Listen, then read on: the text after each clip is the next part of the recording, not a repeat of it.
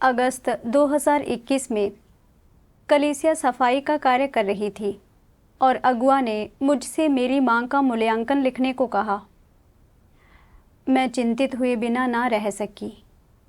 मेरी माँ हाल ही में घर पर अलग थलग की गई थी। भले ही मैं नहीं जानती थी कि उसका कर्तव्य प्रदर्शन कैसा था, पर मैं जानती थी कि अलग थलग किए जाने के बाद वह पैसे कमाने के लिए काम करने और ऐशो आराम की ज़िंदगी जीने के बारे में सोचती रहती थी और उसके अनुसरण का नज़रिया अविश्वासियों जैसा था, जो कुछ छद्म विश्वासियों वाला व्यवहार दिखाता था। यह सोचकर कि मेरी माँ की जांच चल रही है और उसे कलीसिया से बाहर निकाला जा सकता है, मैं बहुत दुविधा में थी। मेरी माँ 30 साल से परमेश्वर में विश्वास करती है, लगातार रिश्तेदारों के उपहास और निंदा को सहती रही है, और मेरे पिताजी अक्सर उसे मारते पीटते और डांटते हुए सताते थे, लेकिन उसने कभी परमेश्वर को नहीं छोड़ा। उसने मुझे भी आस्था में पाला पोसा, मेरे पूर्णकालिक कर्तव्य निभाने के दौरान मेरा साथ दिया। वह हमेशा कलीसिया में अपना कर्तव्य भी करती रही है, हर दिन प्रार्थना करती और परमेश्वर के वचन पढ़ती है। हो सकता है कि हाल ही में उसकी अवस्था अच्छी नहीं रही हो और वह नकारात्मक और पतित हो गई हो, लेकिन उसे परमेश्वर में ईमानदारी से विश्वास करने वालों में गिना जाना चाहिए। तो शायद वह बाहर निकाले जाने लायक नहीं है, है ना? जब मैं घर पहुंची तो मैं बस उसकी समस्याओं को बताना चाहती थी, ताकि वह चिंतन कर सके, समझ हासिल कर सके और जल्दी से पश्चाताप करके बदल सके। मैंने अपनी माँ से पूछा कि उसे अलग थलग क्यों किया गया था। उसने कहा कि पिछले साल अक्टूबर में उसने मेजबानी का कर्तव्य निभाना शुरू किया था, लेकिन जब वह एक नए घर में गई तो वहाँ कोई घरेलू सामान नहीं था। इसलिए उसने 3 पत्र लिखकर सामान्य मामलों की टीम से उन्हें लाने के लिए कहा, लेकिन उन्होंने सामान नहीं पहुँचाया। तो मेरी माँ घर वापस चली गई और 10 दिनों से ज़्यादा वहीं रही। बाद में अगुआ ने उसकी कठोरता से काटछाँट की, यह कहते हुए कि उसने अपना कर्तव्य छोड़ दिया था और वह गैर जिम्मेदार थी। एक और मौके पर मेरी माँ कुछ भाई बहनों को घर बदलने में मदद कर रही थी और उसने एक गिरफ्तार बहन का स्कूटर उधार ले लिया। अगले दिन अगुआ ने मेरी माँ की काटछाँट की, यह कहते हुए कि इससे जोखिम हो सकता है, और उसने मेरी माँ से तुरंत छिप जाने को कहा। उस समय मेरी माँ ने बहुत प्रतिरोध किया और सीधे घर चली गई। उसके बाद अगुआ ने उसे कभी कोई कर्तव्य नहीं सौंपा। मेरी माँ ने यह भी कहा कि 2020 में वह पूर्णकालिक अपना कर्तव्य करने के लिए घर से निकली थी, लेकिन सिर्फ 2 दिन बाद अगुआ ने उसे वापस जाने के लिए कह दिया, यह कहते हुए कि अगर मेरे पिताजी ने पुलिस में उसकी रिपोर्ट कर दी तो भाई बहन खतरे में पड़ सकते हैं। उसके घर वापस जाने के बाद अगुआ ने उसे तुरंत फिर से कोई कर्तव्य नहीं सौंपा। यह सुनकर मुझे बहुत गुस्सा आया।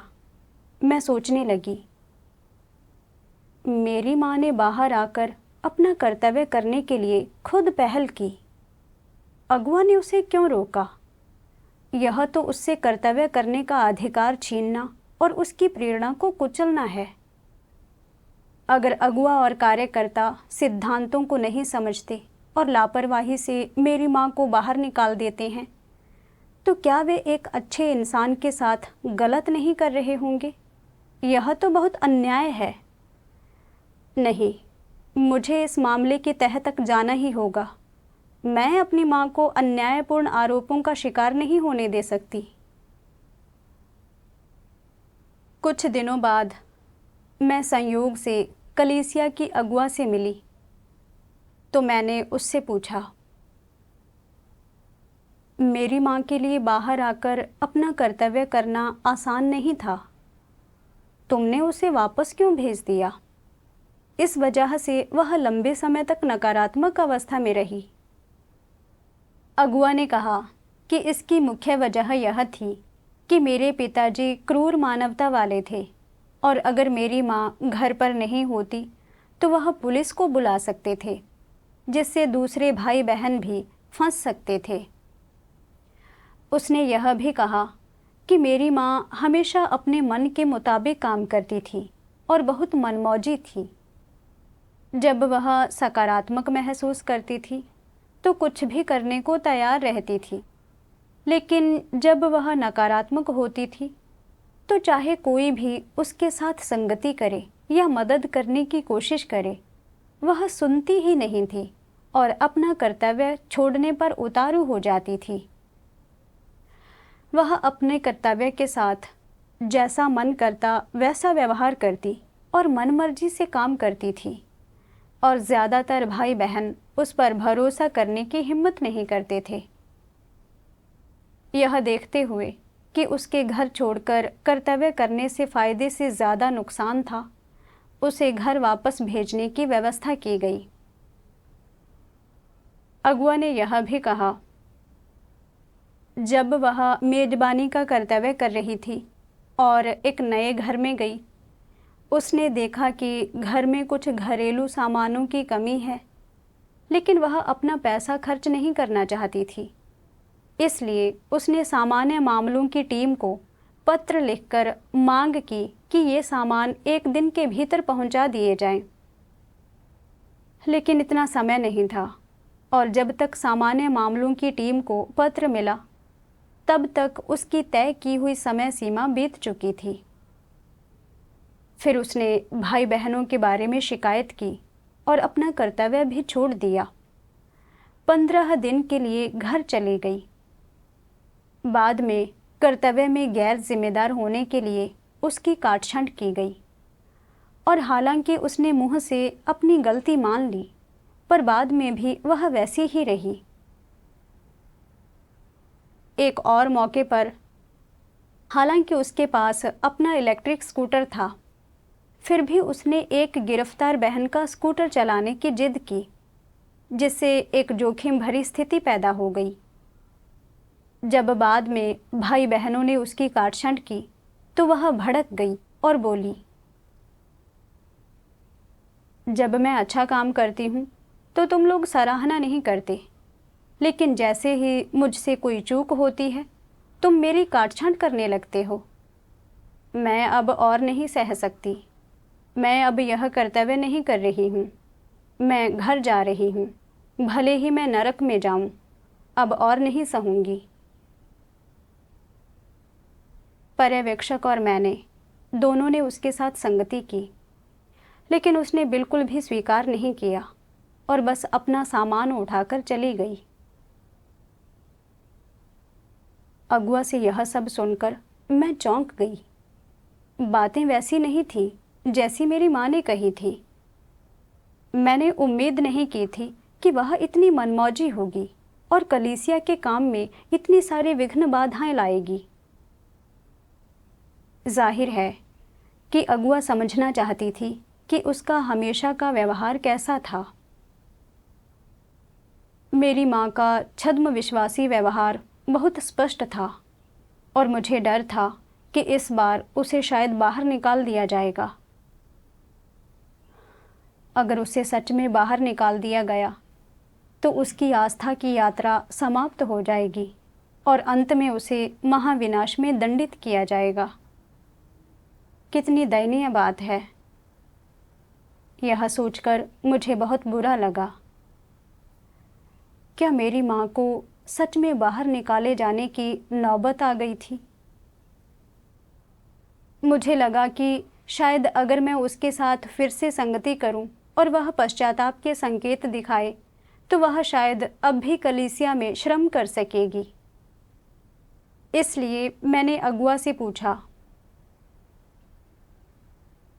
मेरी माँ के व्यवहार को देखते हुए क्या तुमने उसके साथ संगति में इन मसलों की प्रकृति और परिणामों को स्पष्ट रूप से समझाया? क्या तुमने परमेश्वर के वचनों से उसका गहन विश्लेषण और उसे उजागर किया? अगर उसकी समझ खराब है, काबिलियत कम है या स्वभाव बहुत भ्रष्ट है, तो उसे संगति और काट-छांट की और भी ज़्यादा ज़रूरत है। यह सुनकर अगुआ ने कहा, हमने उसके साथ संगति की, लेकिन उसने स्वीकार नहीं किया। तुम उसके साथ संगति करके देख सकती हो कि वह पश्चाताप और बदलाव का कोई संकेत दिखाती है या नहीं। घर पहुंचते ही मैंने जल्दी से अपनी माँ के साथ संगति की। कलीसिया में उसने जो कुछ भी किया था, उन सब पर एक एक करके संगति और गहन विश्लेषण किया, लेकिन उसने पश्चाताप करने या गलती मानने का कोई संकेत नहीं दिखाया और इसके बजाय वह दूसरों और ख़ास मामलों पर ही ध्यान देती रही। उसने कहा, सिर्फ मुझसे ही चिंतन करने के लिए क्यों कहा जा रहा है? क्या अगुवाओं ने कोई गलती नहीं की है? सिर्फ उनकी बातें मत सुनो, हो सकता है वे भी सही ना हों। कभी कभी अगुवाओं की व्यवस्थाएं भी सिद्धांतों के खिलाफ होती हैं, वरना परमेश्वर अब झूठे अगुवाओं का भेद पहचानने के बारे में इतने सारे वचन क्यों व्यक्त करता? ऐसा इसलिए है क्योंकि इन दिनों बहुत सारे झूठे अगुआ हैं। यह देखकर कि मेरी माँ अभी भी सही गलत पर बहस कर रही थी, मैं बेहद चिंतित और निराश हो गई। इसलिए मैंने उसे चेतावनी दी, अगर तुम चिंतन और पश्चाताप नहीं करोगी तो तुम्हें बाहर निकाल दिया जाएगा। यह सुनने के बाद मेरी माँ ने मुँह से तो कह दिया कि वह बदलने और पश्चाताप करने को तैयार है, लेकिन कुछ ही समय बाद उसने मुझसे कहा, मुझे लगता है कि बेहतर होगा तुम एक नौकरी ढूंढ लो। तुम्हें अपनी आस्था को इतनी गंभीरता से नहीं लेना चाहिए। बहुत से लोग हैं जो काम करते हैं और साथ साथ अपने कर्तव्य भी निभाते हैं, और वे भी तो परमेश्वर में विश्वास करते हैं, है ना? और पूर्णकालिक कर्तव्य करने वाले सभी लोगों में से एक के कम या ज़्यादा होने से कोई फर्क नहीं पड़ेगा। तुम्हें अपने लिए एक रास्ता छोड़ना चाहिए और अपने भविष्य के बारे में सोचना चाहिए। मैं तुम्हारी माँ हूँ, मैं यह सब तुम्हारी भलाई के लिए कह रही हूँ। अगर तुम मेरी बात नहीं सुनोगी तो पछताओगी। उसकी ये बातें सुनकर मुझे गुस्सा आया और चिंता हुई। अगले लगभग 1 महीने तक चाहे मैंने उसके साथ कितनी भी संगति की, उसने चिंतन किया ही नहीं, ना ही खुद को पहचाना। इसके बजाय वह बहस करती रही और खुद को सही ठहराती रही, तथ्यों को तोड़ मरोड़ कर पेश करती रही और अगुवाओं और कार्यकर्ताओं की गलतियां निकालती रही। उसने मुझे सांसारिक चीज़ों का अनुसरण करने के लिए लुभाने की कोशिश की और उसने मुझे बार बार सभाओं में जाने और अपना कर्तव्य करने से रोका। मैं उसके सार की असलियत जान गई थी। वह एक छद्म विश्वासी थी। मैंने परमेश्वर के वचनों के बारे में सोचा। सर्वशक्तिमान परमेश्वर कहता है, यदि विश्वासी अपनी बोली और आचरण में ठीक उसी तरह लापरवाह और असंयमित हों जैसे अविश्वासी होते हैं, तो वे अविश्वासियों से भी अधिक दुष्ट होते हैं। ये ठेठ दुष्ट राक्षस हैं।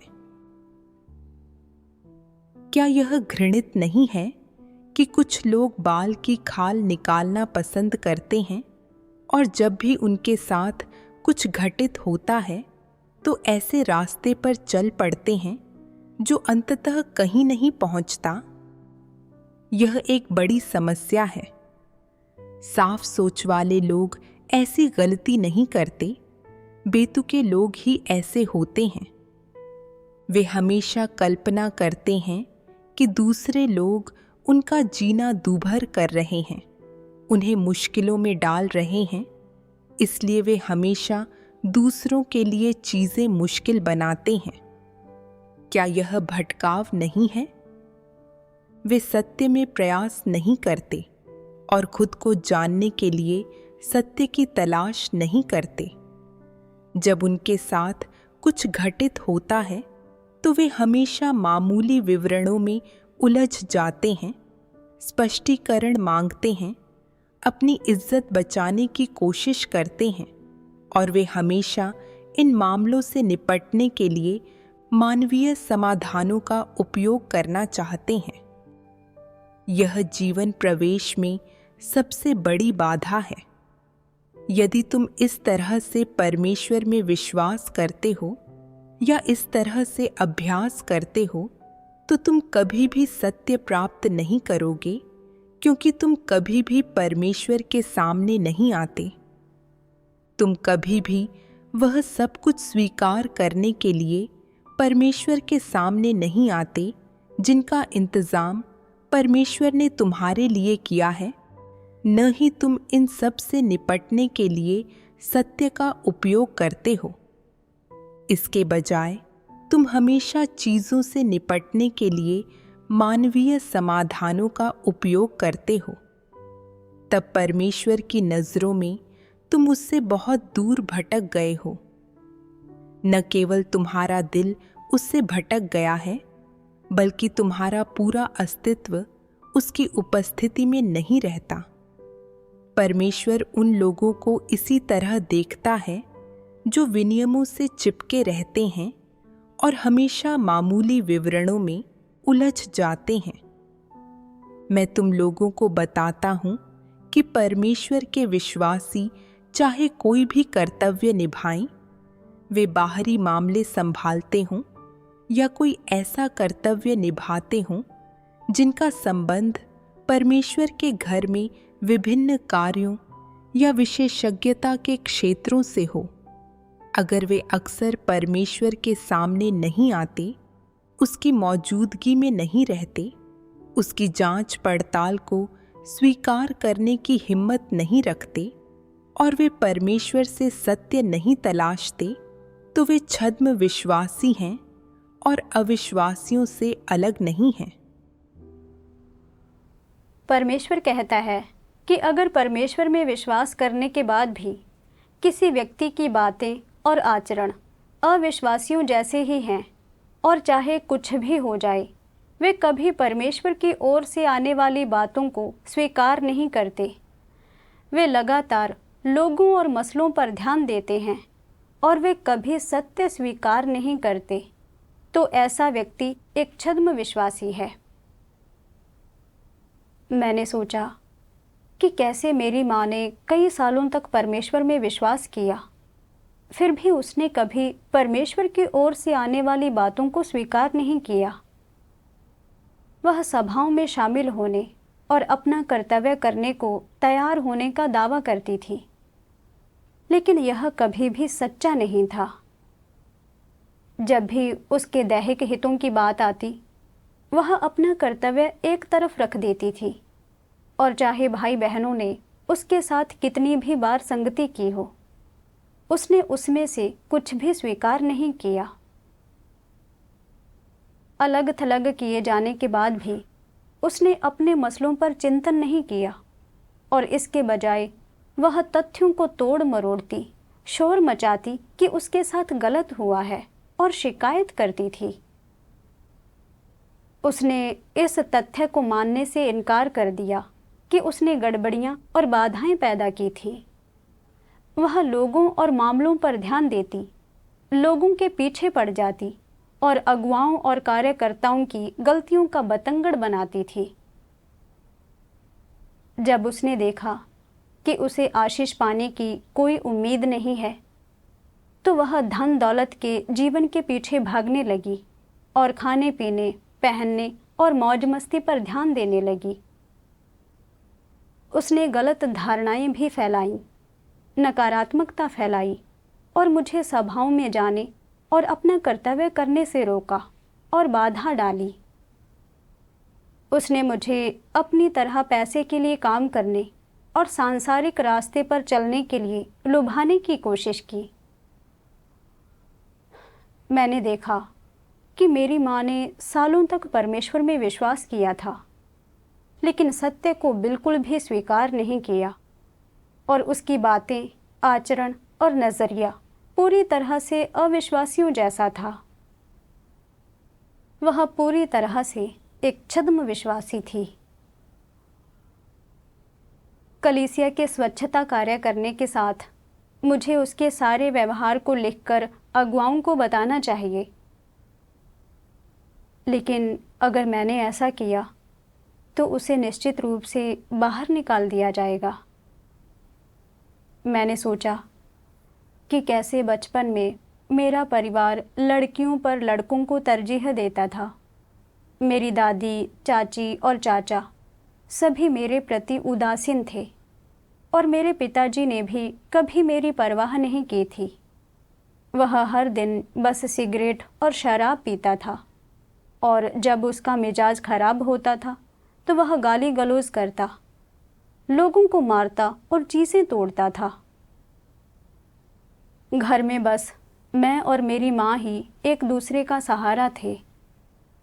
मेरी माँ ही मुझे परमेश्वर के सामने भी लाई और पूर्णकालिक कर्तव्य करने के लिए मुझे सहारा दिया। उसने मेरे लिए काफ़ी खून पसीना बहाया। अगर उसे पता चला कि मैंने उसके व्यवहार की रिपोर्ट कर दी है, तो क्या उसका दिल नहीं टूट जाएगा? क्या वह मुझसे सच में निराश नहीं हो जाएगी? मुझे लगा कि ऐसा करने का मतलब होगा कि मुझ में सच में ज़मीर की कमी है और मैं वाकई उसे निराश कर रही होंगी। यह सोचते ही मैं अपने आंसू और नहीं रोक सकी और मैं बहुत दुविधा और पीड़ा में थी। बार बार सोचने के बाद मैंने अपनी माँ के छद्म विश्वासी वाले व्यवहार की रिपोर्ट नहीं की और इस मामले को एक तरफ रख दिया। लगभग 1 महीने बाद अगुआ ने एक बार फिर मुझसे मेरी माँ के व्यवहार के बारे में लिखने को कहा। मैं अभी भी थोड़ी परेशान थी, इसलिए मैंने परमेश्वर से प्रार्थना की और उससे मार्गदर्शन मांगा। परमेश्वर, कलीसिया मेरी माँ के छद्म विश्वासी होने के बारे में जानकारी इकट्ठा कर रही है। वे चाहते हैं कि मैं उसके व्यवहार की रिपोर्ट करूं, लेकिन मैं अभी भी थोड़ी अनिच्छुक हूं। सोचती हूं कि उसके व्यवहार की रिपोर्ट करने का मतलब होगा कि मुझ में ज़मीर नहीं है। मुझे नहीं पता कि इससे कैसे निपटना है। कृपया इस अवस्था से बाहर निकलने में मेरी मदद कर। बाद में मुझे परमेश्वर के वचनों का एक अंश याद आया जो मैंने पहले पढ़ा था। मैंने पढ़ने के लिए उसे खोजा। सर्वशक्तिमान परमेश्वर कहता है, जब परमेश्वर किसी पर कार्य करना आरंभ करता है, जब वह किसी को चुन लेता है, तो वह इसकी घोषणा किसी के सामने नहीं करता, न ही वह इसकी घोषणा शैतान के सामने करता है। कोई भव्य हाव भाव तो वह बिल्कुल भी नहीं दिखाता। वह बस बहुत शांति से, बहुत स्वाभाविक रूप से जो वह चाहता है वही करता है। पहले वह तुम्हारे लिए एक परिवार चुनता है। तुम्हारे परिवार की पृष्ठभूमि, तुम्हारे माता पिता, तुम्हारे पूर्वज, यह सब परमेश्वर पहले से ही तय कर देता है। इसलिए परमेश्वर ये निर्णय किसी सनक के चलते नहीं लेता, बल्कि उसने यह कार्य बहुत पहले शुरू कर दिया था। जब परमेश्वर तुम्हारे लिए कोई परिवार चुन लेता है, तो फिर वह वो तिथि चुनता है जब तुम्हारा जन्म होगा। फिर परमेश्वर तुम्हें जन्म लेते और रोते हुए संसार में आते देखता है। वह तुम्हारे आने को देखता है, तुम्हें तुतलाना सीखते हुए देखता है, तुम्हें कदम दर कदम लड़खड़ाते हुए चलना सीखते हुए देखता है। अब तुम दौड़ सकते हो, कूद सकते हो, बात कर सकते हो और अपनी भावनाओं को व्यक्त कर सकते हो। जैसे जैसे लोग बड़े होते हैं, शैतान की नज़र उनमें से हर एक पर टिकी होती है, जैसे कोई बाघ अपने शिकार को देख रहा हो।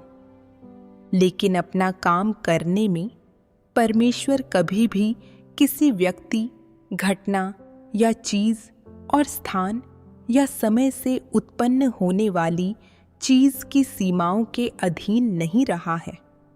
वह वही करता है जो उसे करना चाहिए और जो वह करना चाहता है। बड़े होने की प्रक्रिया में तुम्हें कई अवांछनीय चीज़ों का सामना करना पड़ सकता है, जिनमें बीमारी और रास्ते में आने वाली बाधाएं शामिल हैं।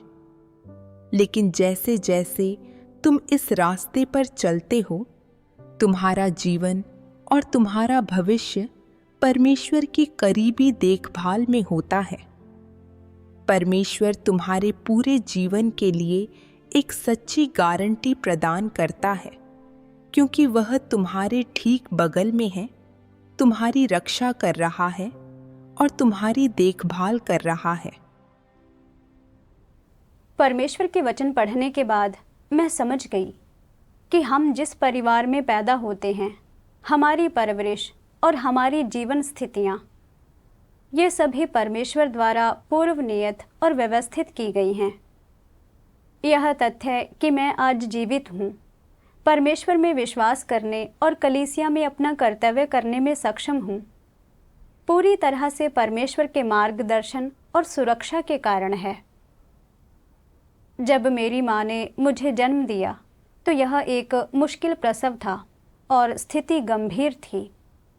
डॉक्टर ने मेरे पिताजी से पूछा कि माँ को बचाएं या मुझे। मेरे पिताजी इतने डर गए थे कि उनके हाथ कांप रहे थे और उन्हें समझ नहीं आ रहा था कि क्या करें। तब मेरी माँ ने प्रभु यीशु से प्रार्थना की और यह परमेश्वर की सुरक्षा के कारण ही था कि मैं और मेरी माँ दोनों बच गए। साथ ही जब मैं बच्ची थी तो मैं खेल रही थी और रेत लगी एक छड़ी अपनी आँख में मार ली। मेरी दाहिनी आँख से तुरंत दिखना बंद हो गया। मैं घबरा गई और सोचा कि मैं अंधी हो रही हूँ। मैं अपनी आँख मलती रही लेकिन रेत नहीं निकाल सकी।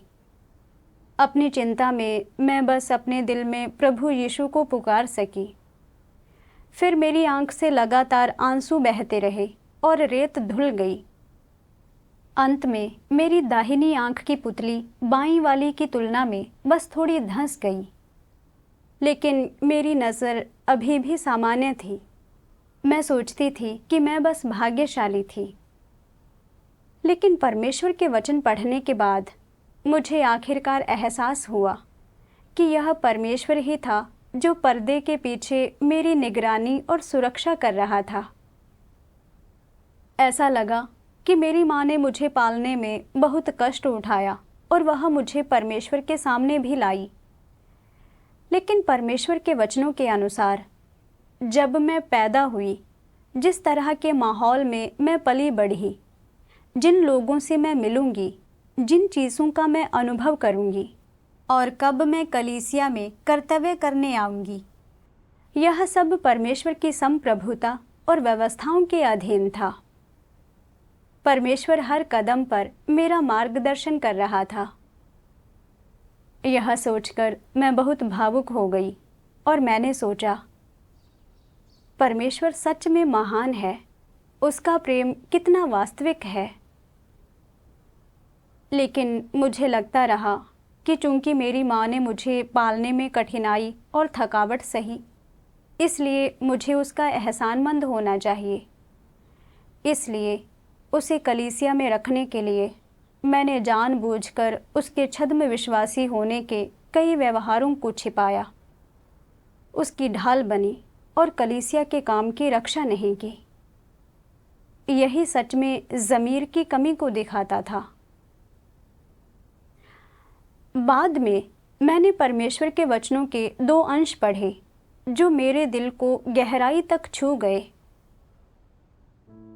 सर्वशक्तिमान परमेश्वर कहता है, प्रत्येक व्यक्ति के परिणाम का निर्धारण उनके कर्मों के सार के अनुसार होता है और इसका निर्धारण सदैव उचित तरीके से होता है। कोई भी दूसरे के पापों को नहीं ढो सकता। इससे भी बढ़कर कोई भी दूसरे के बदले दंड नहीं पा सकता। यह निर्विवाद है। धार्मिकता करने वाले अंततः धार्मिकता ही करते हैं और कुकर्मी अंततः कुकर्मी ही होते हैं। धार्मिकता करने वाले ही अंततः जीवित बच पाएंगे, जबकि कुकर्मी नष्ट कर दिए जाएंगे। पवित्र पवित्र होते हैं, वे घिनौने नहीं होते हैं। घिनौने घिनौने होते हैं और उनमें पवित्रता का एक भी अंश नहीं होता है। जो लोग नष्ट कर दिए जाएंगे वे सभी बुरे हैं और जो जीवित बचेंगे वे सभी धार्मिक हैं। फिर चाहे बुरे लोगों की संतानें धार्मिक कर्म करने वाली हों और फिर भले ही धार्मिक लोगों के माता पिता बुरे कर्म करें। एक विश्वासी पति और अविश्वासी पत्नी के बीच मूल रूप से कोई संबंध नहीं होता और विश्वासी बच्चों और अविश्वासी माता पिता के बीच कोई संबंध नहीं होता। ये दोनों तरह के लोग असंगत हैं। विश्राम में प्रवेश करने से पहले लोगों में दैहिक पारिवारिक स्नेह होता है, लेकिन एक बार जब वे विश्राम में प्रवेश कर जाते हैं, फिर दैहिक पारिवारिक स्नेह जैसी कोई बात नहीं रह जाती। समुद्र गरजेंगे, पहाड़ गिर जाएंगे, बड़ी बड़ी नदियां विघटित हो जाएंगी, मनुष्य हमेशा अस्थिर रहेगा, सूरज मंद पड़ जाएगा, चांद काला हो जाएगा। मनुष्य के पास शांति से जीने के लिए और दिन नहीं रहेंगे। भूमि पर शांति का और समय नहीं होगा। स्वर्ग फिर कभी शांत और निर्विघ्न नहीं रहेगा। यह अब खुद को संयमित नहीं करेगा। सभी चीजें नई कर दी जाएंगी और फिर से अपना मूल रूप पा लेंगी। पृथ्वी पर सारे परिवार छिन्न भिन्न कर दिए जाएंगे और पृथ्वी पर सारे देश अंदर से विभाजित हो जाएंगे।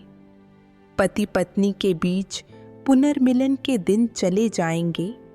माँ बेटा दोबारा आपस में नहीं मिलेंगे, न बाप बेटी ही फिर कभी आपस में मिल पाएंगे। पृथ्वी पर चीजें जिस तरह से भी हुआ करती थीं, उन सबको मेरे द्वारा ध्वस्त कर दिया जाएगा। मैं लोगों को अपनी भावनाएं अभिव्यक्त करने का अवसर नहीं देता, क्योंकि मैं दैहिक भावनाओं से रहित हूँ और चरम सीमा तक लोगों की भावनाओं से नफरत करने लगा हूँ। लोगों के बीच की भावनाओं के कारण ही मुझे एक तरफ कर दिया गया है और इस तरह मैं उनकी नज़रों में तीसरा पक्ष बन गया हूँ। यह लोगों के बीच की भावनाओं के कारण ही है कि मैं भुला दिया गया हूँ। यह मनुष्य की भावनाओं के कारण ही है कि वह अपने ज़मीर को चुनने के अवसर का लाभ उठाता है। यह मनुष्य की भावनाओं के कारण ही है कि वह हमेशा मेरी ताड़ना से विमुख रहता है। यह मनुष्य की भावनाओं के कारण ही है कि वह हमेशा मुझे अन्यायी और अनुचित कहता है और कहता है कि मैं चीज़ें संभालने में मनुष्य की भावनाओं से बेपरवाह रहता हूँ। क्या पृथ्वी पर मेरे भी सगे संबंधी हैं? किसने कभी मेरी तरह अपनी पूरी प्रबंधन योजना के लिए बिना खाने या सोने के बारे में सोचे दिन रात काम किया है? मनुष्य की तुलना परमेश्वर से कैसे हो सकती है? मनुष्य परमेश्वर के साथ सुसंगत कैसे हो सकता है? परमेश्वर जो कि सृजन करता है, उस मनुष्य की तरह कैसे हो सकता है जिसे सृजित किया गया है? मैं कैसे पृथ्वी पर मनुष्य के साथ हमेशा रह सकता हूँ और उसके साथ मिलकर कार्य कर सकता हूँ? मेरे दिल के लिए चिंता कौन महसूस कर सकता है? क्या यह मनुष्य की प्रार्थना है? परमेश्वर के वचन पढ़ने के बाद मैं परमेश्वर के कार्य की दिशा को समझ गई। यह परमेश्वर का विरोध करने वाले सभी लोगों को उनसे अलग करना है जो सच में उस पर विश्वास करते हैं। जो सच में परमेश्वर पर विश्वास करते हैं वे उसकी सुरक्षा और अनुग्रह पाएंगे, जबकि जो उसका प्रतिरोध करते हैं वे शापित और दंडित होंगे। परमेश्वर हर व्यक्ति का परिणाम उसके आचरण और कर्मों के साथ साथ उसके प्रकृति सार के आधार पर निर्धारित करता है, और इसमें पक्षपात या सिफारिश जैसी कोई बात नहीं है। परमेश्वर के घर में सत्य का बोलबाला है और कोई तरफदारी या पक्षपात नहीं है। अब जब परमेश्वर का कार्य अपने अंत के करीब है, सभी तरह के लोग एक एक करके प्रकट किए जा रहे हैं। यह जंगली बीज को गेहूं से अलग करने का समय है। यह परमेश्वर के गेहूं फटकने का समय है। भले ही मेरा और मेरी माँ का खून का बहुत करीबी रिश्ता है, उसके अंतिम परिणाम का फैसला मैं नहीं कर सकती। प्रभु यीशु ने कहा था, उस समय 2 जन खेत में होंगे, एक ले लिया जाएगा और दूसरा छोड़ दिया जाएगा। 2 स्त्रियां चक्की पीसती रहेंगी, एक ले ली जाएगी और दूसरी छोड़ दी जाएगी। मेरी माँ इस जीवन में किस तरह के कष्ट से गुजरती है और उसका अंतिम परिणाम और मंजिल क्या होगी, यह उसके अपने चुनावों पर निर्भर करता है और उस रास्ते से निर्धारित होता है जिस पर वह चलती है।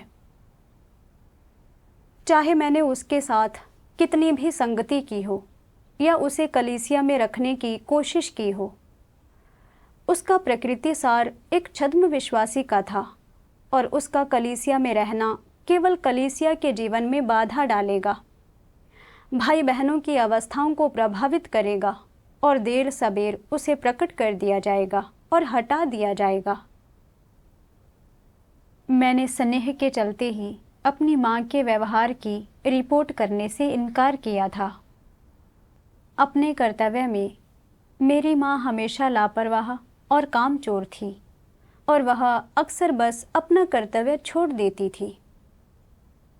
जब भाई बहन उसके साथ संगति करते थे तो वह मुंह से तो मान जाती थी, लेकिन बाद में भी मनमर्जी से काम करती थी। कलीसिया के हितों की कोई परवाह नहीं करती थी। जब अगुआ ने उसे उजागर किया और उसकी काटछांट की तो उसने विकृत तर्क दिया और गुस्सा हो गई। जब उसे बर्खास्त कर दिया गया तो वह निरंतर लोगों को परेशान करती थी, तथ्यों को तोड़ मरोड़ती और चिल्लाती रहती थी कि उसके साथ अन्याय हुआ है। उसने कलीसिया में कोई सकारात्मक भूमिका नहीं निभाई और वह लगातार गड़बड़ियां और बाधाएं पैदा करती रही और भाई बहनों के कर्तव्यों के निर्वहन को प्रभावित करती रही। मेरी माँ ने कलीसिया में इतनी सारी गड़बड़ियां और बाधाएं पैदा की और उसने ज़रा सा भी सत्य स्वीकार नहीं किया। उसका छद्म विश्वासी व्यवहार पहले ही बहुत स्पष्ट था और मैं अच्छी तरह जानती थी कि उसे बाहर निकाल दिया जाना चाहिए, लेकिन मैं फिर भी उसकी ढाल बनी रही और उसके व्यवहार की रिपोर्ट करने को तैयार नहीं थी। क्या मैं सिर्फ शैतान की ढाल नहीं बन रही थी और एक छद्म विश्वासी को नहीं छिपा रही थी? स्नेह में जीने से मैं सही गलत का भेद नहीं कर पा रही थी और पूरी तरह से तर्कहीन हो गई थी। क्या मैं परमेश्वर के विरोध में नहीं खड़ी थी? इसी समय मैंने आखिरकार अनुभव किया कि परमेश्वर मानवीय भावनाओं से इतनी घृणा क्यों करता है। सर्वशक्तिमान परमेश्वर कहता है, लोगों के बीच की भावनाओं के कारण ही मुझे एक तरफ कर दिया गया है और इस तरह मैं उनकी नज़रों में तीसरा पक्ष बन गया हूँ। यह लोगों के बीच की भावनाओं के कारण ही है कि मैं भुला दिया गया हूँ।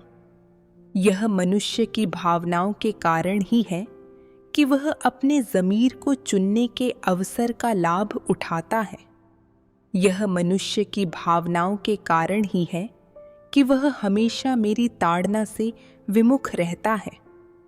यह मनुष्य की भावनाओं के कारण ही है कि वह हमेशा मुझे अन्यायी और अनुचित कहता है।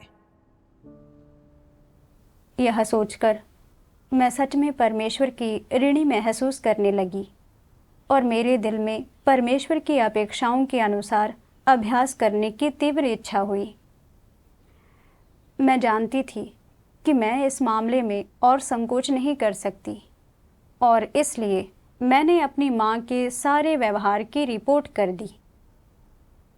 1 महीने बाद मैं घर लौटी और मेरी माँ ने मुझे भावहीन होकर बताया कि उसे कलीसिया से बाहर निकाल दिया गया है। फिर उसने मुझे दोष दिया। मैंने तुमसे जो कुछ भी कहा वह सब तुमने उन्हें क्यों बता दिया? तुम सच में एहसान फरामोश हो और तुम में कोई ज़मीर नहीं है। मुझे विश्वास नहीं हो रहा कि तुम अपनी माँ से भी गद्दारी करोगी। उसकी यह बात सुनकर मुझे बहुत दुख और पीड़ा हुई, मानो मैंने उसके साथ कुछ गलत किया हो और मुझे उसका सामना करने में शर्म आ रही थी। लेकिन थोड़ी देर बाद मैंने इस पर दोबारा गौर किया। मैं अपनी माँ के आरोपों और शिकायतों से इतना क्यों डर रही हूँ? मैंने तो सिद्धांतों के अनुसार काम किया। मुझे एहसास हुआ कि मैं एक बार फिर स्नेह के आगे बेबस हो रही थी। इसलिए मैंने चुपचाप अपने दिल में परमेश्वर से प्रार्थना की, परमेश्वर, इस मामले में मेरे लिए अभ्यास करने का सही तरीका क्या है?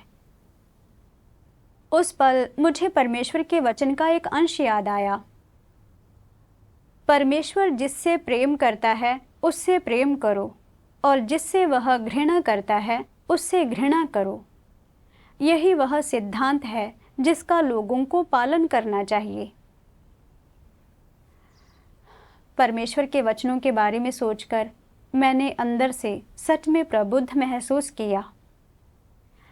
मेरी माँ को इसलिए बाहर निकाला गया क्योंकि उसने बहुत सी गड़बड़ियाँ और बाधाएं पैदा की, सत्य को बिल्कुल भी स्वीकार नहीं किया और कलीसिया में उसका कोई सकारात्मक प्रभाव नहीं था। उसके व्यवहार की रिपोर्ट करके मैं उसके साथ कुछ भी गलत नहीं कर रही थी, बल्कि मैं सत्य का अभ्यास कर रही थी और सिद्धांत के अनुसार काम कर रही थी और मुझे दोषी महसूस करने की कोई ज़रूरत नहीं थी। मेरी माँ को बाहर निकाला जाना कलीसिया के सिद्धांतों पर आधारित था। वह अब न केवल पश्चाताप करने से इनकार कर रही थी, बल्कि ऐसी बातें भी कह रही थी। मुझे और भी यकीन हो गया कि उसका प्रकृति सार एक छद्म विश्वासी का था। अगर ऐसा व्यक्ति कलीसिया में रहता है तो वह निश्चित रूप से भाई बहनों के कलीसिया जीवन में बाधा डालेगा और दूसरों को कोई लाभ नहीं पहुंचाएगा। उसे बाहर निकाल ही देना चाहिए। परमेश्वर कहता है कि जिससे वह प्रेम करता है उससे प्रेम करो और जिससे वह घृणा करता है उससे घृणा करो। मैंने सिद्धांतों के अनुसार काम करके कुछ भी गलत नहीं किया। यह सोचकर मुझे राहत मिली और मेरे मन में अब अपनी माँ के प्रति कोई कर्ज या अपराध बोध की भावना नहीं रही। अपनी माँ के बाहर निकाले जाने के अनुभव से गुजरने के बाद मैंने छद्म विश्वासियों के व्यवहार का कुछ भेद पहचान लिया और मैंने देखा कि जब तुम लोगों के साथ स्नेह के आधार पर व्यवहार करते हो तो तुम्हारे कार्यों में सिद्धांतों की कमी होती है। मैं जान गई थी कि मैं अब और स्नेह के आधार पर काम नहीं कर सकती। परमेश्वर का धन्यवाद कि उसने मुझे यह सबक सीखने का मौका दिया।